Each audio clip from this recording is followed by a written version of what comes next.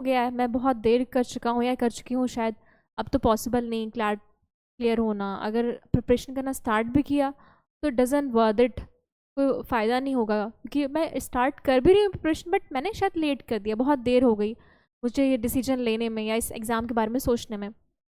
तो कोई बात नहीं, इट्स ओके। कई बार ऐसा होता है, मैंने भी चीज़ फेस करी कि मुझे कहीं ना कहीं लगता है कि मैं शायद क्विक डिसीजन मेकर नहीं हूँ। कई बार मैं उलझी रही कि कौन सा एग्ज़ाम दूँ, कौन सा एग्ज़ाम नहीं दूँ, ये भी कर लूँ वो भी कर लूँ। तो कोई बात नहीं, इट्स ओके। सबके साथ होता है, मोस्टली लोगों के साथ होता है। मे बी कुछ रीजंस की वजह से आप डिसाइड ना कर पाए हो, आपको क्लैरिटी ना रही हो कि क्लैट देना है या नहीं देना है, या इस बार का क्लैट देना है या नेक्स्ट ईयर आप क्लैट के लिए अपीयर हो गए, तो इट्स ओके। अगर आप अब सोच रहे हो कि दे देते हैं, लेट्स सी। तो जो इस डिलेमा में है, जो लोग इस कन्फ्यूजन में हैं, जो स्टूडेंट्स, उनके लिए मैं ये वीडियो लेके आई हूँ। उन्हें लगता है कि शायद अब स्टार्ट करेंगे तो पॉसिबल नहीं है क्लैट क्लियर करना, it's too late now. No, अगर देर हो गई होती तो बिलीव मी, ट्रस्ट मी, मैं ये वीडियो बिल्कुल नहीं बनाती। मेरा वाला नेचर नहीं है। I am not gonna make video just before 2 days of your examination. मैं क्लैट से 2 दिन पहले या 1 हफ्ता पहले वीडियो बनाऊँ और बोलूँ कि आप इतने टाइम में आप प्रिपरेशन कर सकते हैं। जी बिल्कुल नहीं। I will talk about the things which are possible, which are logical. मैं कोई इलॉजिकल, कोई इररिलेवेंट ऐसी चीज़ नहीं बोलने वाली जो मुझे नहीं लगता कि पॉसिबल है। ठीक है, तो 4 महीने इनफ है क्लैट की प्रिपरेशन करने के लिए, अगर आप रिग्रेसली कंसिस्टेंटली प्रिपरेशन कर रहे हो तो। आप 4 month इज़ इनफ अगर आप अपना बेस्ट दे रहे हो उसमें। और यकीन मानो, अगर आप किसी भी एग्जामिनेशन के लिए अपना बेस्ट देते हो ना, अगर उसको रिजल्ट नहीं भी मिलता है, मतलब अगर आपका सिलेक्शन नहीं भी हुआ, तो भी आपको सेटिस्फेक्शन रहता है कि हाँ मैंने अपना बेस्ट दिया। अगर अपना बेस्ट नहीं देते हो आप किसी एग्ज़ाम में, तो बाद में लगता है यार और पढ़ लिया होता, काश पढ़ लिया होता। ये मैंने भी ये चीज़ फेस करी है, पहले कम पढ़ा, फिर बाद में रियलाइज़ हुआ थोड़ा और पढ़ लेते तो हो जाता। आप सबके साथ भी होता है, या आने वाले टाइम में होगा। Do not worry about that. ठीक है, इट्स ओके। ये सारी चीज़ें चलती रहती हैं, सब फेस करते हैं। तो आप सबके लिए मैं ये वीडियो लेके आई हूँ कि 4 month में क्या पॉसिबल है क्लैट क्लियर करना या नहीं, और कैसे जो है क्लियर करा जाए, क्या टाइम टेबल बनाया जाए, कैसे प्रिपरेशन करनी है, 4 महीने कैसे इस्तेमाल करना है, कैसे यूटिलाइज़ करना है कि बेस्ट पॉसिबल रिजल्ट आए आपका। तो उस पर मैंने ये पूरी वीडियो बनाई है कि आपको इन 4 महीनों में क्या क्या करना है। कई बार आप लोग फेस करते हैं इशू कि कैसे टाइम टेबल बनाएं, एक दिन में हम कितने घंटे पढ़ें या कौन कौन से सब्जेक्ट्स पढ़ें। तो वो भी मैंने टाइम टेबल आपके लिए इजीली हो जाए, आपकी प्रिपरेशन थोड़ी सी ज़्यादा और मेहनत ना करनी पड़े। जहाँ तक मैं मेहनत कर सकती हूँ आपके पार्ट पे, मैं वो मेहनत कर दूँ। तो इसलिए मैंने टाइम टेबल भी बना लिया। वो सारी चीज़ें मैं आपके सामने इस वीडियो में बताने वाली हूँ। पूरी ये वीडियो एंड तक देखना, स्टार्टिंग से एंड तक, और फिर डिसाइड करना कि करना है क्लैट या नहीं। It is totally up to you. But हाँ, अगर लगता है कि नहीं कर सकते हो तो कर सकते हो। अगर आप करना चाहोगे तो 4 महीने कम नहीं होते हैं, you can do it. But the thing is you should be consistent. कई बार स्टूडेंट्स जहाँ पे लैक करते हैं ना, अगर सिलेक्शन नहीं होता है, बहुत से स्टूडेंट्स हो, चाहे जो भी आपका एग्जाम है, जुडिशरी है, क्लैट है, UPSC, whether it is of an examination, हर जगह मेन वीकेस्ट पॉइंट सबका क्या रहता है स्टूडेंट्स का? कंसिस्टेंसी। आपके कॉलेज में या स्कूल्स में एग्जाम होते हैं, आप 1 महीना पहले पढ़ लेते हो, अच्छे मार्क्स आ जाते हैं। बट ये सारे एग्जाम्स में क्या होता है कि आपको कंसिस्टेंट रहना पड़ता है, आपको रोज़ पढ़ना पड़ता है, और वही हम लोग से नहीं हो पाता, इसलिए लैक करते हैं हम लोग, फेल होते हैं। So that's the problem with many of the people. So let's start the video. I will give you a detailed solution of this, कैसे आपको प्रिपरेशन करनी है। ओके, तो देखो, पहले क्लैट की बात कर लेते हैं। क्लैट है आपका कॉमन लॉ एप्टीट्यूड टेस्ट, जो कंडक्ट कराता है कंजोर्शियम ऑफ एनएलयू। इसमें आपकी 26 एनएलयू हैं टोटल। इसका पैटर्न कैसा रहता है और कितने मार्क्स का आता है एग्जाम, कितना आपको टाइम अलॉट होता है, क्या मार्किंग स्कीम है, वो भी मैं बता देती हूँ।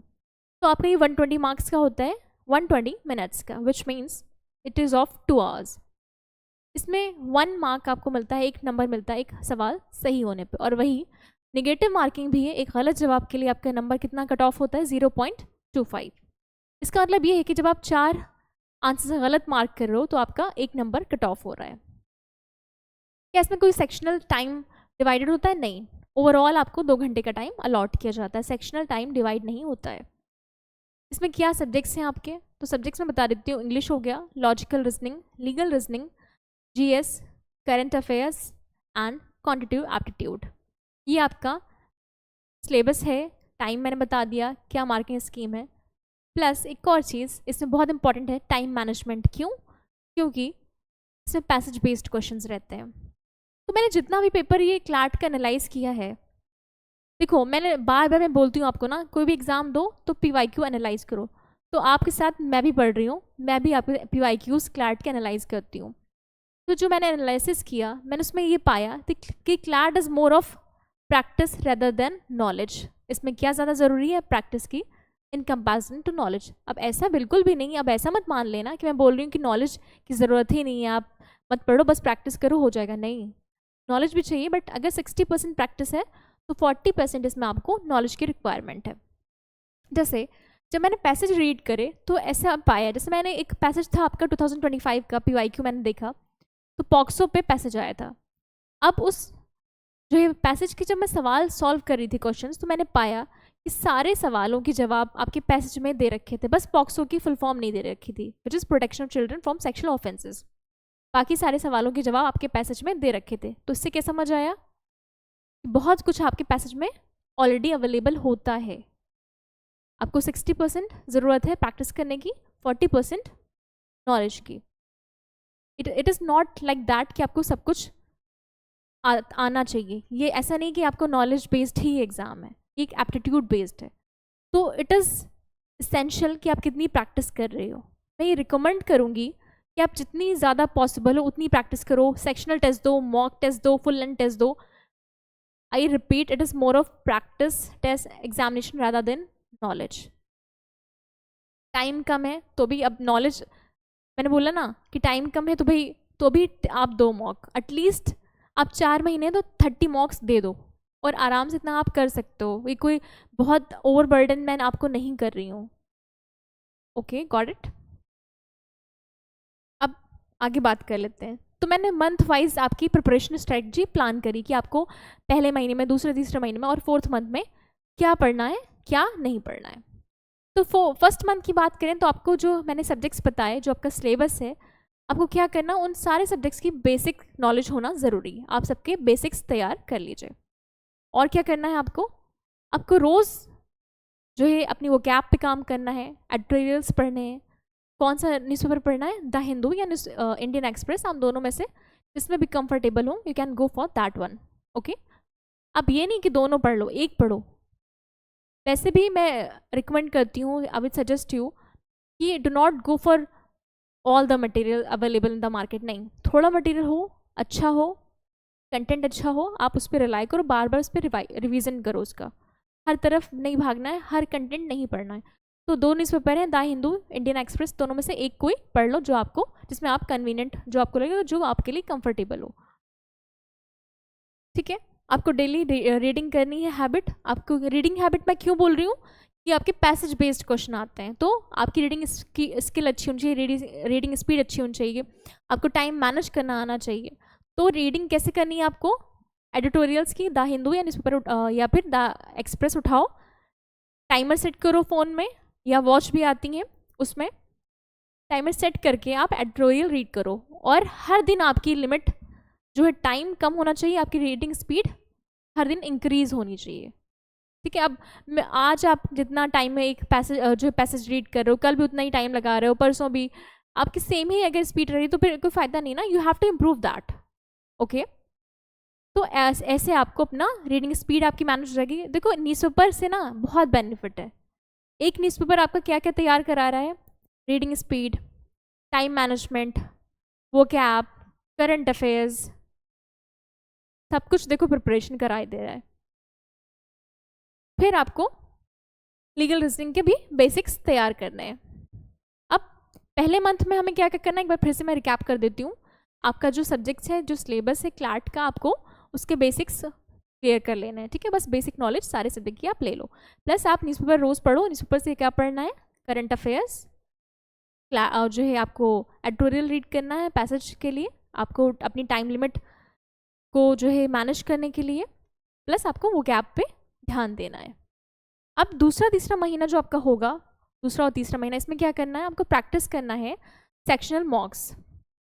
इसमें आपको प्रैक्टिस करना है, सेक्शनल मॉक्स करोगे। सेक्शनल मॉक्स का मतलब सब्जेक्ट वाइज आप मॉक्स सॉल्व करोगे, टेस्ट सॉल्व करोगे। आपको इसमें रीडिंग कॉम्प्रहेंशन पढ़ने हैं, लीगल प्रिंसिपल्स, पजल्स और फुल लेंथ टेस्ट देने हैं। पर वीक आपको 1 से 2 फुल लेंथ टेस्ट देने, यानी कि पूरा जो क्लैट का 120 क्वेश्चंस आते हैं, जो पूरा पैटर्न है, उस पैटर्न पे पूरे सिलेबस के अकॉर्डिंग आप मॉक टेस्ट दो। फिर लास्ट जो 4th मंथ आपका बचेगा, विच इज मीन्स नवंबर, क्योंकि दिसंबर की फर्स्ट वीक में एग्जाम आपका कंडक्ट होता है क्लैट का। और ऐसा इस बार माना जा रहा है कि भी कोई अपडेट नहीं है ऑफिशियल वेबसाइट पे, बट क्योंकि एक अजम्पशन, एक एनालिसिस है कि हर बार जो है संडे को होता आया है और अब दिसंबर में एग्जाम होने लगा है, फर्स्ट वीक ऑफ दिसंबर, तो मोस्ट प्रोबेबली ऐसी डेट हो सकती है कि 7th ऑफ दिसंबर को आपका क्लैट का एग्जामिनेशन हो। तो 4th मंथ जो आपका लास्ट महीना बचेगा बहुत इंपॉर्टेंट होगा, तो उसे कैसे यूटिलाइज करना है, इसमें आपको कुछ पढ़ना नहीं है। अब जितना पढ़ा है उसी को रिवाइज करना है, प्रैक्टिस करना है और मॉक टेस्ट देने हैं, भर भर के मॉक टेस्ट देने जितने दे पाओ, ठीक है। पर वीक 3 से 4 मॉक टेस्ट आपको देने हैं। और अब ये भी नहीं, जैसे मैंने बोला ना, न्यूज़पेपर में भी आपको हर दिन अपने में इम्प्रूवमेंट करना है, अपनी टाइम लिमिट में इम्प्रूवमेंट करना है, तो वैसे ही मॉक्स में भी ऐसा नहीं कि आज मॉक दिया, कल फिर दूसरा मॉक दिया, तीसरा, आप रोज़ मॉक्स दे रहे हो बट कुछ इम्प्रूवमेंट नहीं हो रहा है। तो किसी भी चीज़ का फ़ायदा तब है जब आप इम्प्रूव कर रहे हो उसमें। तो आज आप मॉक दो, ठीक है, सपोज करो आज आप मॉक टेस्ट 1 दे रहे हो, अब जब मॉक टेस्ट दे दिया तो उसे एनालाइज करो अच्छे से, जितना टाइम लग रहा है एनालाइजेशन में लगने दो।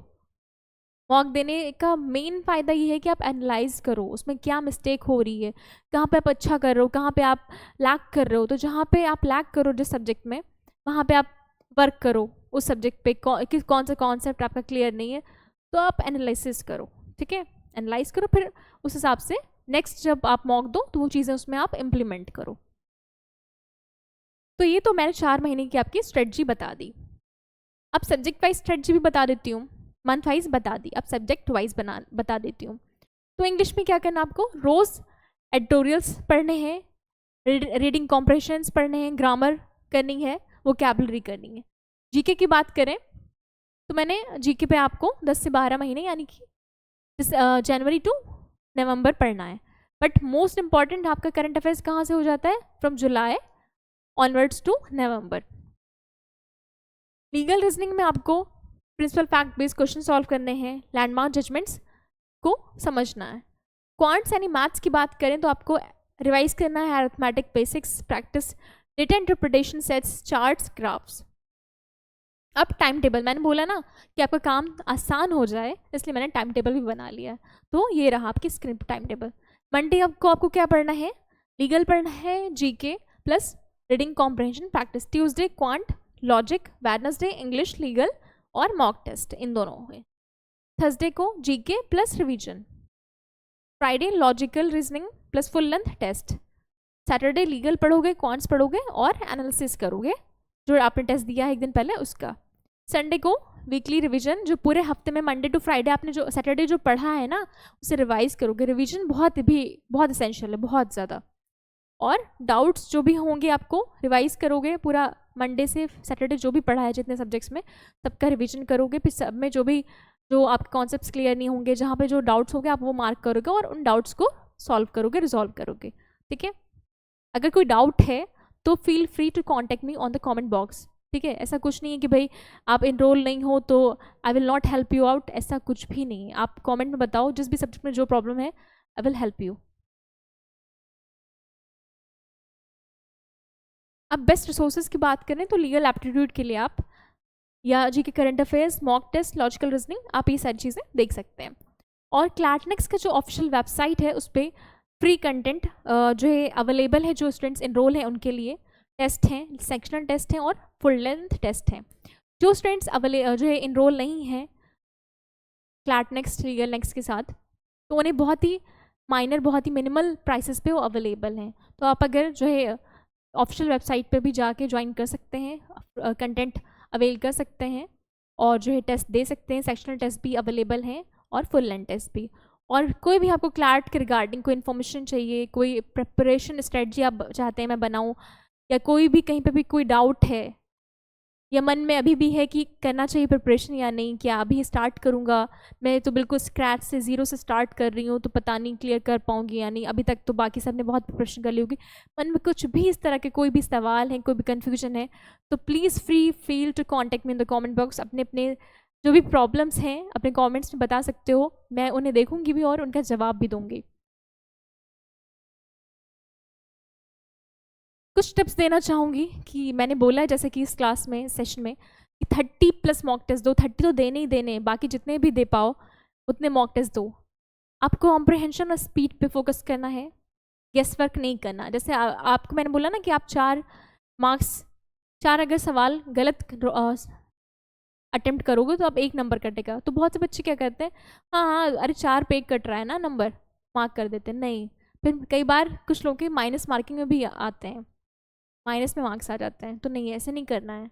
पॉइंट से भी डिफरेंस हो जाता है रैंक में और आपके और सारी चीज़ों में।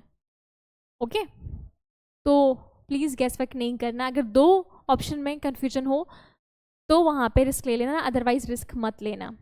आपको किसी भी एग्ज़ाम की प्रिपरेशन के लिए बहुत इसेंशियल है, बहुत ज़्यादा ज़रूरी है कंसिस्टेंसी। तो कंसिस्टेंट रहो, रिवाइज रहो, रिग्रेसली पढ़ो और पैनिक नहीं होना है। 4 महीने बहुत हैं, अगर अच्छे से पढ़ लो तो अपना बेस्ट दो, तो रिग्रेसली पढ़ो, ऑनेस्टली पढ़ो, ठीक है। तुम्हारा ही लॉस है, आप बेवकूफ़ बना के खुद को बेवकूफ़ बना रहे हो, ना कि अपने पेरेंट्स को, ना कि किसी और को। प्लस स्मार्टली वर्क करना है, प्रैक्टिस करनी है। It is more of practice rather than knowledge. तो भर भर के मॉक टेस्ट दो, प्रैक्टिस करो जितनी कर सकते हो, और एक दिन में एटलीस्ट 6 से 7 घंटे पढ़ो, क्योंकि अब वाला टाइम नहीं है कि 1-2 घंटे पढ़ लिया, नहीं। अब 4 महीने हैं तो उसे आपको पूरा अच्छे से यूटिलाइज करना पड़ेगा। तो ठीक है, मैंने सारी चीज़ें आपको बता दी हैं, कुछ टिप्स भी दे दिए हैं, आपको टाइम टेबल भी बता दिया है, मंथली वाइज भी आपको स्ट्रेटजी बता दी है, सब्जेक्ट वाइज भी बता दी है। अभी भी मन में कोई भी मंशा हो, कोई भी डाउट हो तो मुझे कमेंट सेक्शन में बता देना। Good luck, thank you.